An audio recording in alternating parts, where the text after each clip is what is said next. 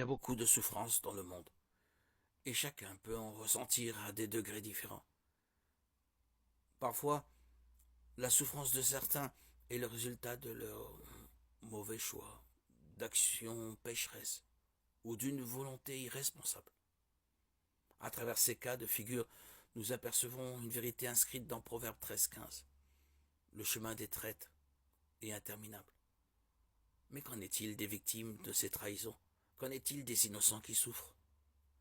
Pourquoi Dieu permet-il cela?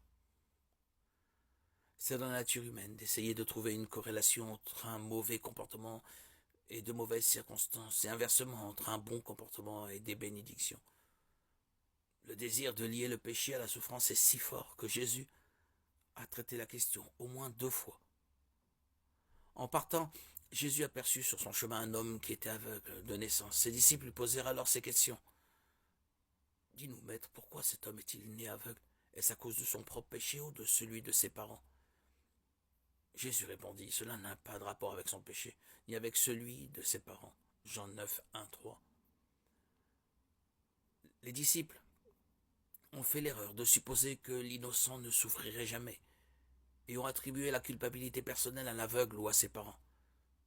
Jésus a corrigé leurs pensées en disant, c'est pour qu'en lui tous puissent voir ce que Dieu est capable de faire. La cécité de l'homme n'était pas le résultat d'un péché personnel. Dieu voyait en cette souffrance l'occasion, le moyen d'atteindre un objectif plus important.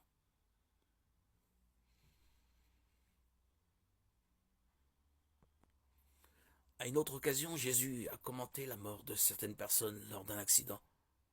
Rappelez-vous, ces 18 personnes qui ont été tuées quand la tour de Siloé s'est effondrée sur elles. Croyez-vous qu'elles aient été plus coupables que tous les autres habitants de Jérusalem? Non, je vous le dis. Mais vous aussi, si vous ne changez pas, vous périrez tous. Luc 13, 4, 5. Ici, Jésus a de nouveau écarté l'idée que la tragédie et la souffrance sont le résultat d'un péché personnel.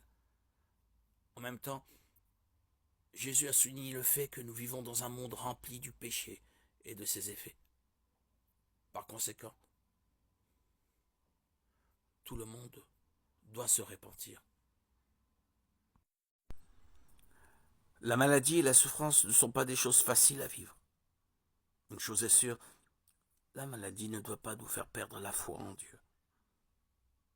Dieu est bon, même quand nous souffrons, même l'ultime souffrance, la mort, est un acte de la bonté de Dieu.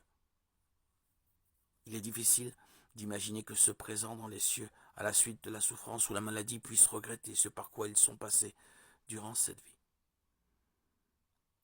Quand certains souffrent, c'est notre responsabilité d'être à leur côté, de prendre soin d'eux, de prier pour eux et de les réconforter. Quand quelqu'un souffre, il n'est pas toujours approprié d'insister sur le fait que Dieu utilisera la souffrance pour le bien.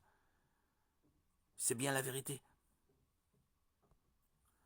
Cependant, au cœur de la souffrance, ce n'est pas toujours le meilleur moment de partager cette vérité. Ceux qui souffrent ont besoin de notre amour et de notre encouragement, pas nécessairement d'un rappel de théologie biblique.